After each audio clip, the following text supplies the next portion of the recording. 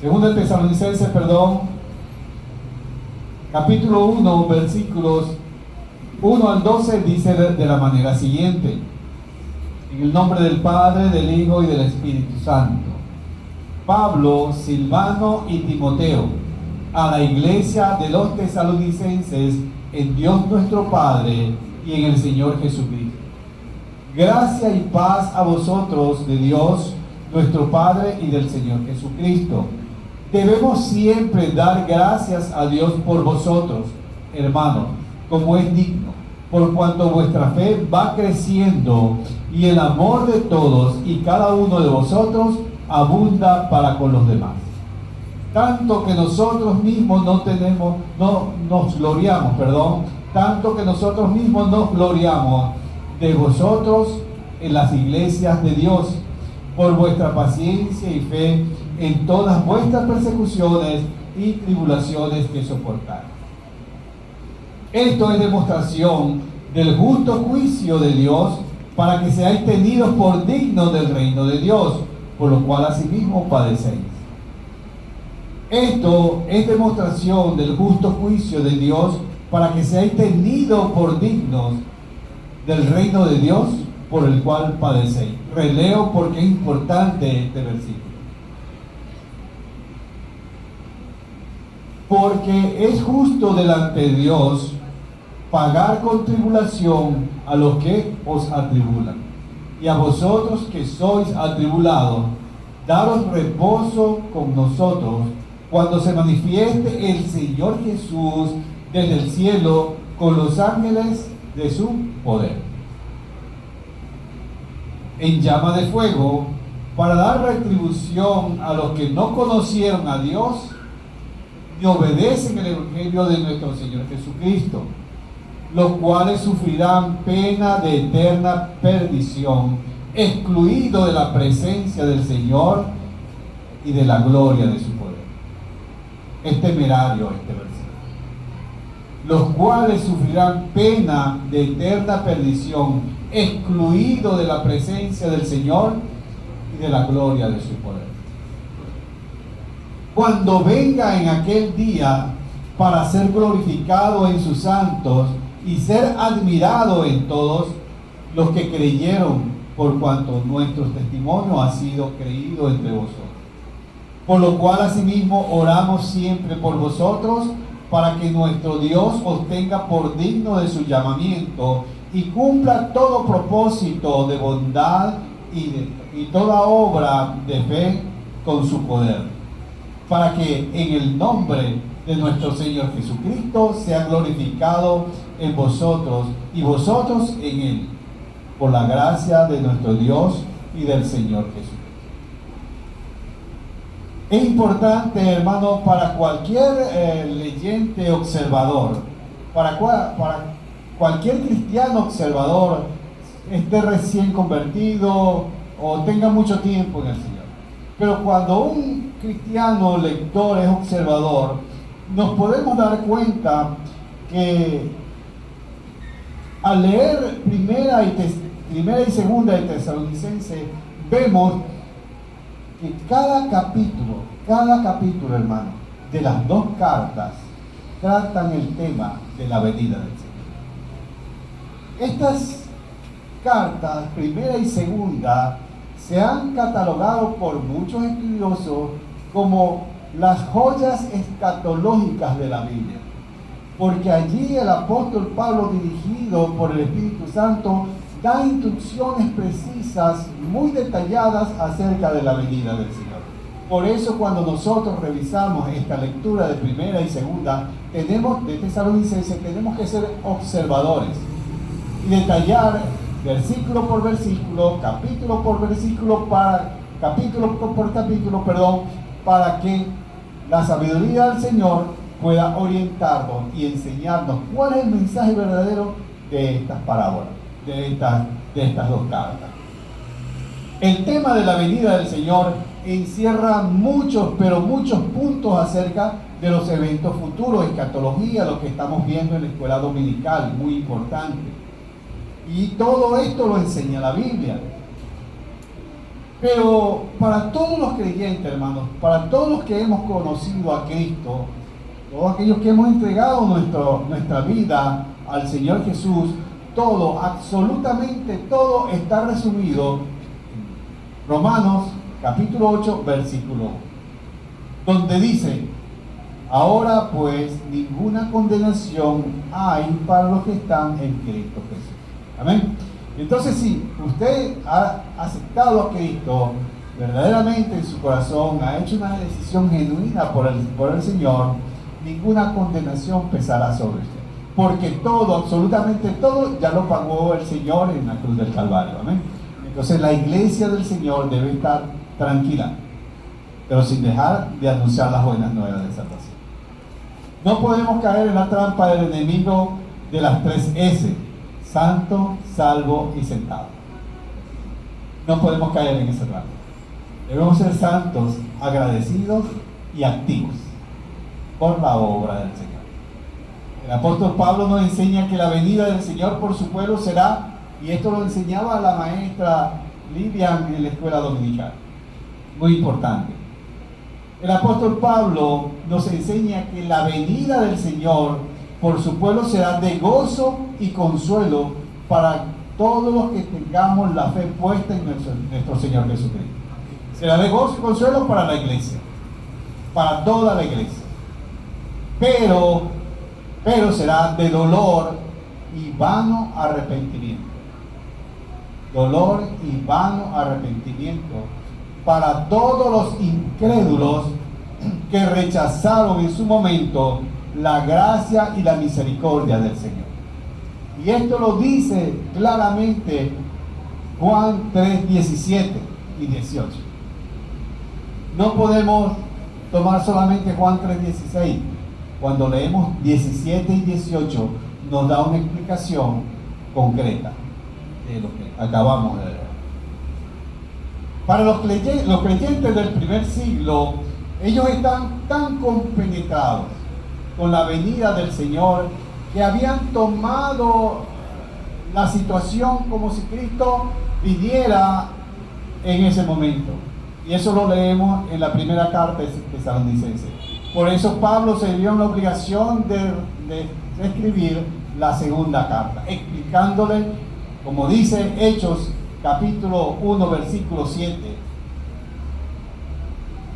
nos dice que a la iglesia del Señor no le corresponde saber fechas ni ocasiones.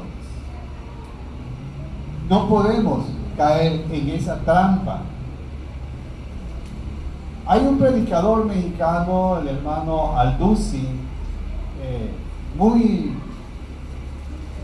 hermosas las enseñanzas, pero cayó en un error garrafal por el cual él mismo pidió perdón por un video, anunciando que la venida del Señor era tal y cual día, dio fecha y se tomó el atrevimiento de anunciar horas tentativas.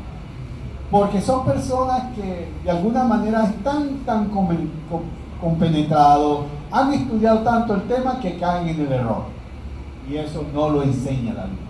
La Biblia nos enseña que debemos estudiar, pero con la dirección del Espíritu Santo, no con la mente humana. Cuando estudiamos eso con la mente humana, ojo hermano, caemos en el gran error del raciocinio humano. Error garrafal.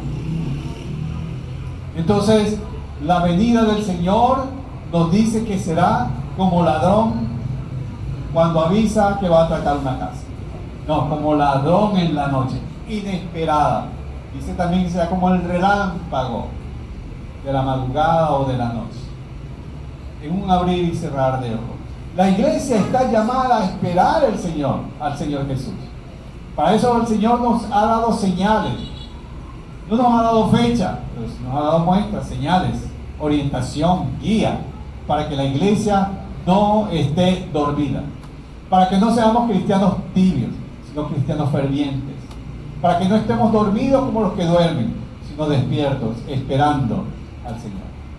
En eso tenemos que recapitular lo que dice Mateo 25 cuando habla de la parábola de las 10 vírgenes.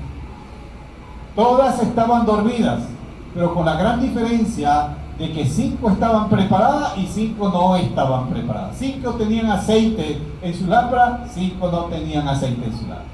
El aceite en la Biblia es una simbología del Espíritu Santo. 5 estaban fervientes, estaban animadas, estaban ansiosas, esperando al esposo, esperando al novio. ¿Y quién es el esposo de la iglesia? Cristo. ¿Lo estamos esperando? ¿Tiene aceite usted en su lámpara? Debemos tenerlo, porque la venida del Señor cada día, hermano, está más cerca. Cuando nosotros revisamos entonces los acontecimientos en el mundo, vemos que cada día se acentúan más. Alguien puede decir, no, pero es que esos acontecimientos han sucedido todo el tiempo. No, pero no como ahora. No como ahora. Y cada día se acentuará cada día más. Entonces, hermano, en el pasaje que estamos meditando encontramos información de cómo la iglesia debe mantenerse en su ministerio y a la espera del Señor. Entonces, observemos lo que Pablo dice a la iglesia del Señor. Vemos lo que Pablo dice en esta lectura. En primer lugar, Pablo habla de la condición espiritual de la iglesia. ¿Cómo debe ser la condición espiritual de la iglesia hoy día? ¿Debe ser una condición de iglesia dormida? No puede ser una iglesia dormida. Debe ser una iglesia despierta, ferviente, anhelante de la llegada del Señor. Una iglesia que predique el Evangelio. Una iglesia que se ame mutuamente. Una iglesia que esté siempre pensando en la venida del Señor, para que aquel día no los tomen por sorpresa, dice la Biblia. En los versículos 3 y parte del 4 dice de la manera siguiente: debemos siempre dar gracias a Dios por ustedes, hermanos, como es digno, por cuanto su fe va creciendo y el amor de todos y cada uno de ustedes abundan para con los demás. O sea, es una iglesia, debe ser una iglesia que se ame mutuamente, que se amen los unos a los otros. Parte del 4: tanto que nosotros mismos nos gloriamos de ustedes en las iglesias de Dios por vuestra paciencia y fe en todas vuestras persecuciones. Una iglesia que, a pesar de estar sufriendo la persecución, vivía en amor y en fe. ¿Cómo nos comportaríamos nosotros bajo esas circunstancias? Es cuestión de analizar. En estos versículos, el apóstol Pablo usa una pequeña trinidad. Habla de fe, de amor, pero también habla de paciencia. Estas 3 palabras son palabras abstractas. Una palabra abstracta es algo intangible, algo que no se puede tocar. Es algo conceptual. Por decir algo, la palabra fe. ¿Usted puede tocar la fe? No podemos tocar la fe, pero sí la podemos ver, sí la podemos vivir. Entonces son palabras abstractas, pero tenemos que llevarla a lo concreto, a lo tangible, a lo vivible. Y nos podemos trasladar a la vida diaria de cada uno de nosotros. Este es el trabajo de fe. Este es un trabajo de fe. La cosa del Señor es por fe, no por vista. Por fe. La fe salvífica produce obras. Si usted tiene una fe en el Señor, su fe tiene que producir obras. ¿Y cuál es la obra principal que debe derramar su fe? Obviamente la obra del amor. Ese amor que Dios derramó en cada uno de nuestros corazones, según Romanos 5:5. ¿Para qué? Para que nosotros, igual que el Señor, podamos anunciar las buenas nuevas de salvación, porque para eso el Señor llamó a la iglesia. Para eso el Señor llamó a la iglesia, para eso el Señor nos llamó a cada uno de nosotros, para que anunciáramos las buenas nuevas de salvación a toda criatura y se conviertan a Cristo y alcancen la salvación pasen a la vida eterna. Las características de la iglesia están muy acentuadas también en estos versículos. En primer lugar, era una iglesia o es una iglesia que debe estar creciendo en la fe. Pues podemos preguntarnos cómo es crecer en la fe, porque la fe es importante. Cuando nosotros decimos que debemos creer en la fe ¿de quién o en la fe de qué? Únicamente y exclusivamente en la fe de Cristo. La fe de Cristo, que es la que nos guía a toda verdad. La fe en Dios hace posible llevar una vida cristiana triunfante y es un requisito indispensable para agradar a Dios. Que nos dice el libro de Hebreos que sin fe es imposible agradar a Dios, y todo el que se acerca al Señor debe creer que le hay y que el Señor mismo es galardonador de todos aquellos que le buscan. Si usted en oración, si usted se acerca a Dios creyendo que Dios está allí con usted, creyendo que Dios le está escuchando la oración, usted va a ser galardonado porque el Señor va a premiar esa fe.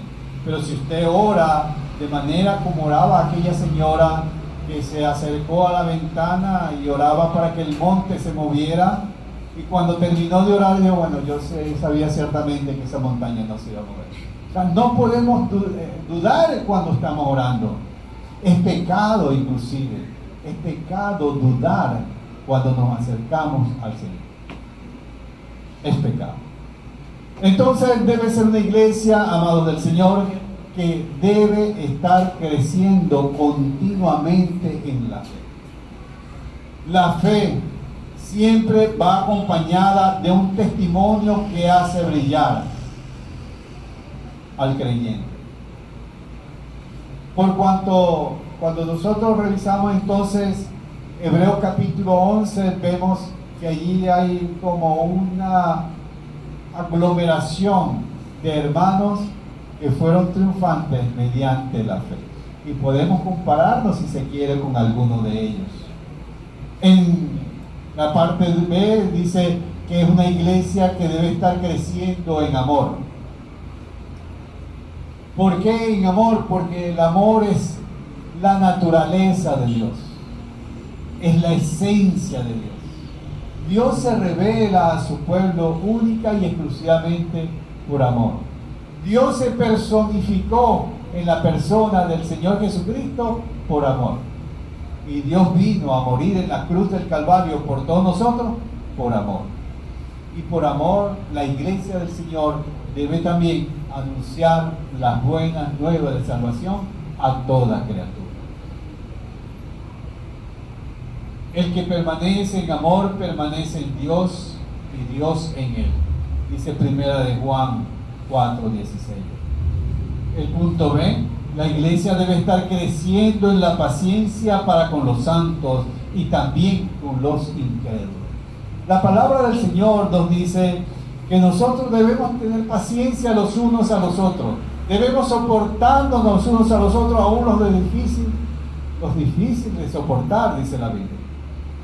Porque obviamente como persona tenemos personalidades, valga la redundancia, totalmente diferentes, características diferentes, etcétera, etcétera. Temperamentos diferentes. Debemos soportarnos y amarnos. Pero también el Señor nos manda soportar a los de afuera, a los incrédulos. En base a ese amor que derramó en nuestros corazones, también anunciarles las buenas nuevas de salvación para que ellos también sean salvos. Es importante cuando nosotros revisamos estos puntos porque son las características esenciales de cualquier cristiano. Así que, hermanos, debemos estar siempre presentes en este punto. En segundo lugar, nos habla del consuelo escatológico de la iglesia. Esto lo podemos ver en los versículos 6 al 10, que dice de la manera siguiente: porque es justo delante de Dios pagar con tribulación a los que los atribulan, Y a vosotros que sois atribulados, daros reposo con nosotros cuando se manifieste el Señor desde el cielo con los ángeles de su poder, en llama de fuego, para dar retribución a los que no conocieron a Dios ni obedecen el Evangelio de nuestro Señor Jesucristo, los cuales sufrirán pena de eterna perdición, excluidos de la presencia del Señor y de la gloria de su poder. Entonces, vemos que el consuelo escatológico de la iglesia debe ser un consuelo en la esperanza que el Señor Jesús, que en cualquier momento el Señor Jesús viene por nosotros. Sin importar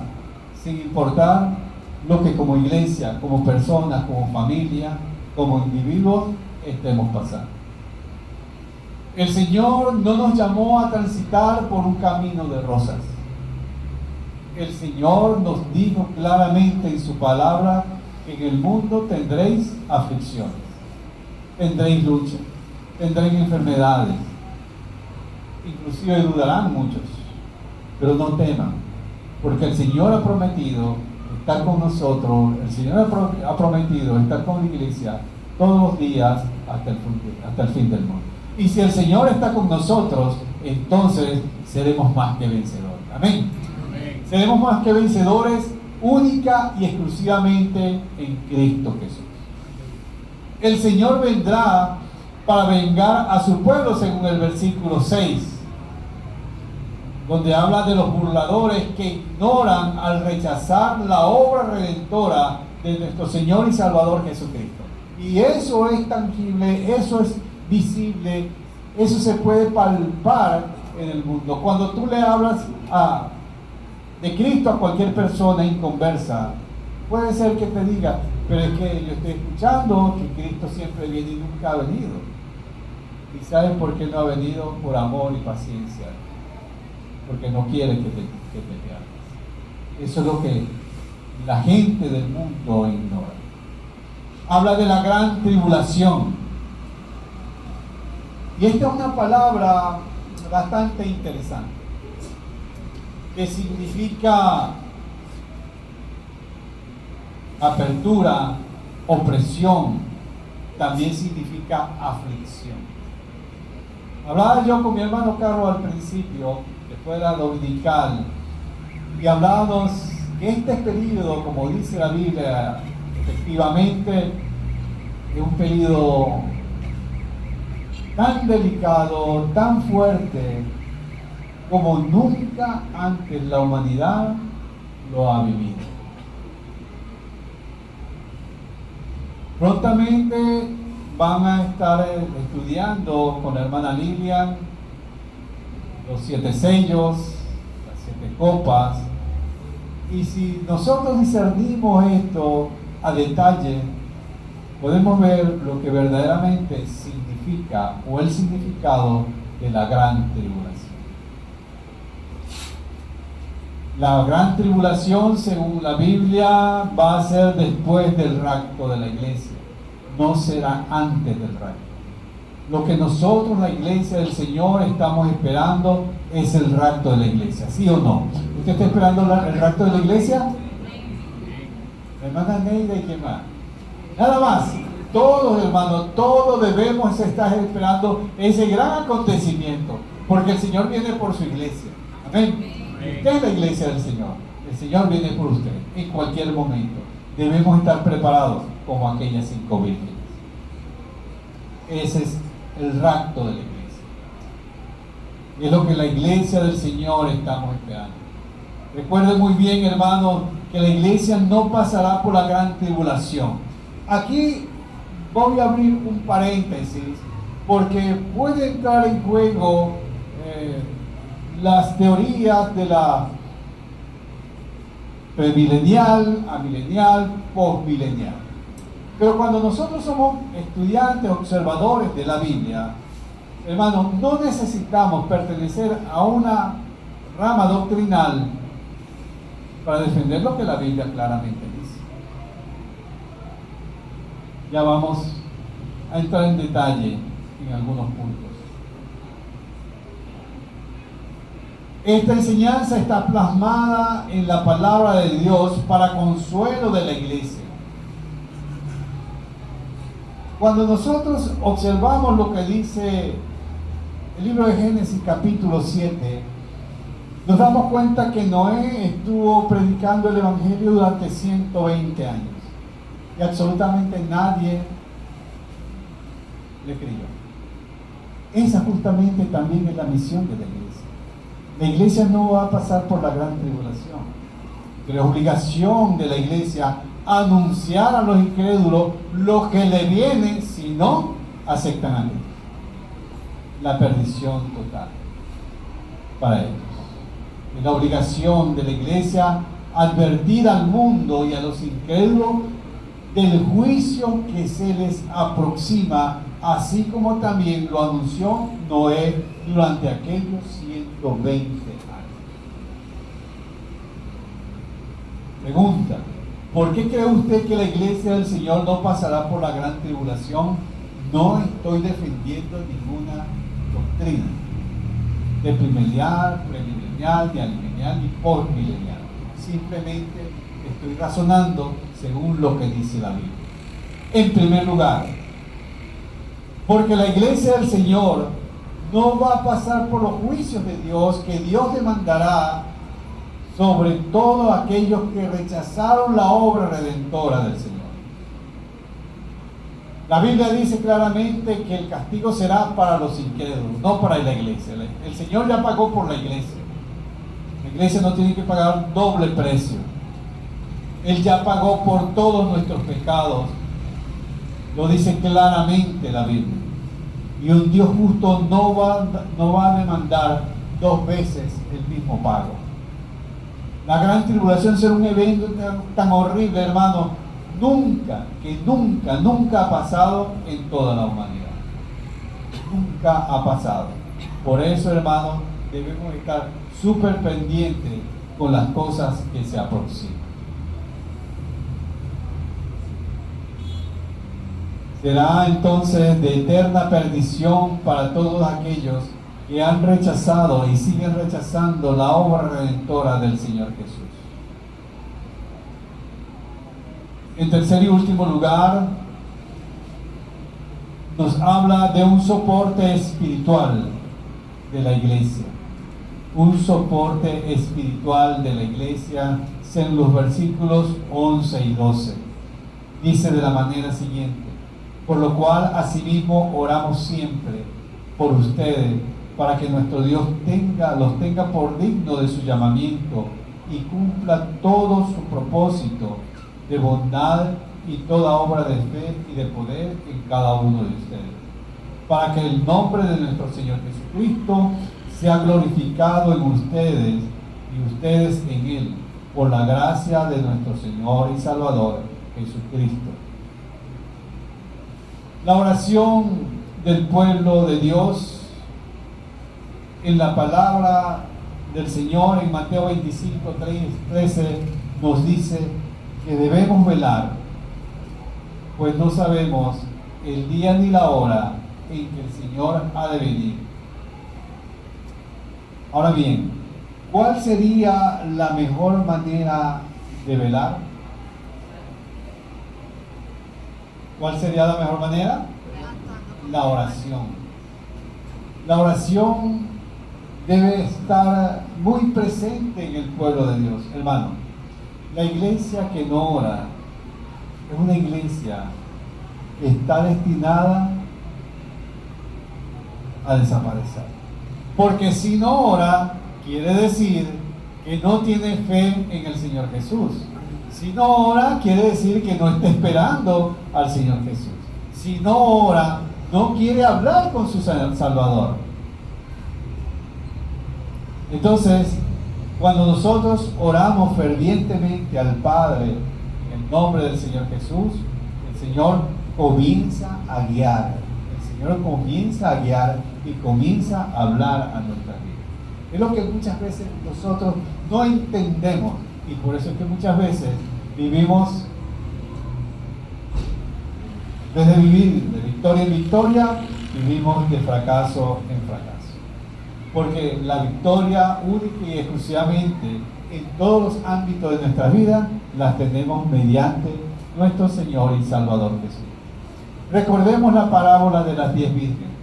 Nos dice, repito, que 5 estaban atentas. Todas aquellas 5 tenían aceite en sus lámparas, pero 5 venían también a la iglesia, 5 oraban, 5 cantaban, pero no estaban preparadas, no estaban esperando a su novio. Así es la iglesia hoy día. Hay hermanos y hermanas que están fervientes, anhelando, esperando al Señor con sus lámparas encendidas, con sus lámparas llenas de aceite, pero también hay la otra parte en la iglesia hoy día. Hay hermanos y hermanas que muchas veces han caído también en la trampa de la religiosidad. Y entonces venimos a la iglesia, podemos hasta dar nuestro diezmo, hasta podemos cantar y hasta nos podemos caer. Nos pueden hasta tumbar, ¿verdad? Pero eso no significa, hermano, que usted está anhelando y usted está esperando al Señor Jesús. Que sea algo personal, algo que debe estar en su corazón y en su mente a cada momento de su vida, esperando al Señor Jesús y decirle, como dice allá en la última palabra del libro de Apocalipsis: sí, Señor, ven pronto. Esas fueron las últimas palabras del apóstol Juan, después de haberle el Señor mostrado toda la revelación de los acontecimientos que iban a tener lugar en toda esta situación. Y él, lleno de temor y a la vez de amor y alegría, le dice: Señor, sí, ven pronto. ¿Cuánto le estamos diciendo al Señor esta misma palabra? Sí, Señor, ven pronto. Debemos decirla, hermano, y debemos vivirla, y debemos predicarla. El Señor viene por su iglesia. Revisemos los acontecimientos diariamente. En una ocasión leí yo un libro que se llama El Armagedón. Es un libro muy interesante, inclusive ahora está en internet, lo pueden revisar. Y allí una de las palabras que más me llamó la atención es que la iglesia debe estar muy pendiente de todo lo que sucede en el Medio Oriente, porque de allí se encenderá la chispa, dice el libro, para que todo se encienda y pueda venir un desastre global. Después de ese desastre global aparecerá un personaje que pondrá orden a todo y todos le adorarán. Y entonces el gran Congreso de las Naciones Unidas dirán: ahora sí tenemos paz y seguridad. Y cuando pronuncien esas palabras, la Biblia nos dice que vendrá destrucción repentina. Por eso, hermanos, debemos estar muy al pendiente de los acontecimientos que pasan día a día a nivel mundial. No es fácil, porque muchas veces cuando nosotros revisamos las redes sociales, nos vamos a ver qué dicen de los chismes, de los chistes, de los chismes, de la hamburguesa triple y de aquello que habla, de cómo puedo bajar de peso, de cómo puedo aumentar, qué puedo hacer para la resistencia a la insulina, etcétera, etcétera. Hermano, pero esa no es la idea principal. La idea principal es ver lo que está verdaderamente sucediendo. ¿Cuáles son las expresiones de cada líder mundial? Allí está encerrada una gran enseñanza, que si nosotros somos observadores, vamos a sacar bastante provecho de esa información. También, obviamente, tomando en cuenta todo lo que dice la santa y bendita palabra del Señor. Hermanos, debemos estar alerta, que no nos agarre desprevenido toda esta situación. No seamos como aquellas 5 vírgenes imprudentes. Debemos ser prudentes y estar alerta con nuestra lámpara encendida, con nuestro aceite ferviente. El aceite es el Espíritu Santo de Dios. No apaguéis el fuego del Espíritu Santo que el Señor ha derramado en cada uno de nosotros. Amén. Bien, hermano, brevemente le hemos conversado en esta mañana acerca de algunos puntos de la venida del Señor.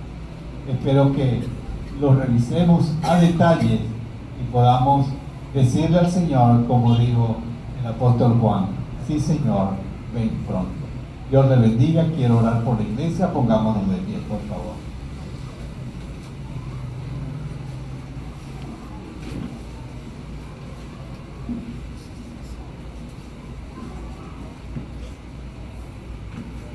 Padre, en el nombre de Jesús, quiero darte gracias, Señor, por tu amor, por tu misericordia, por tu fidelidad y por tu paciencia, Señor, hacia cada uno de nosotros. Padre, ruego, Señor, que tu Espíritu Santo nos guíe, Señor, a cada momento de nuestra vida. Que abra nuestros ojos espirituales, que abra nuestros oídos espirituales, que abra nuestro entendimiento, para poder, Dios mío, discernir lo que tú, oh Dios amado, Señor, nos quieres revelar, para aceptar tu guía, para aceptar tu palabra, para aceptar tu consejo. Oro en el nombre de Jesús, Señor, por sabiduría e inteligencia de lo alto, para que tú, Dios mío, la derrames sobre cada uno de mis hermanos. Que tu gracia, tu misericordia y tu paz abunde en nuestros corazones. Que cada día nuestra lámpara, Señor, esté encendida. Que cada día nuestro aceite, Señor, esté ferviente. Que cada día, Señor, anhelemos tu presencia. Que cada día anhelemos buscar tu rostro en oración, en súplica, pero también en adoración. Queremos darte gracias. Queremos darte gracias, Señor, por tu palabra. Queremos darte gracias por tus promesas que son fieles y verdaderas. Queremos darte gracias por tu Espíritu Santo que nos guía a toda verdad. Queremos darte gracias, Señor, por el amor, Señor, con el cual tú has amado y sigues amando a tu iglesia. Queremos darte gracias, Señor, porque ese amor te llevó a dar tu vida en la cruz del Calvario para comprarnos a precio y a precio de sangre. Reconocemos, Señor, que somos indignos de ti porque somos pecadores y tú eres un Dios santo, santo, santo. Te pedimos perdón por todos nuestros pecados, pero también te pedimos restauración. Te pedimos, Señor, que restaures nuestras vidas, que quites de nosotros todo aquello que no te agrade y que cada día podamos buscar tu rostro y que cada día podamos vivir en la santidad a la cual tú nos has llamado.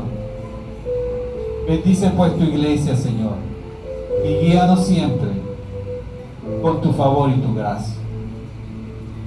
Lo que resta de semana, Señor, está en tu sagrada y tu benditas manos.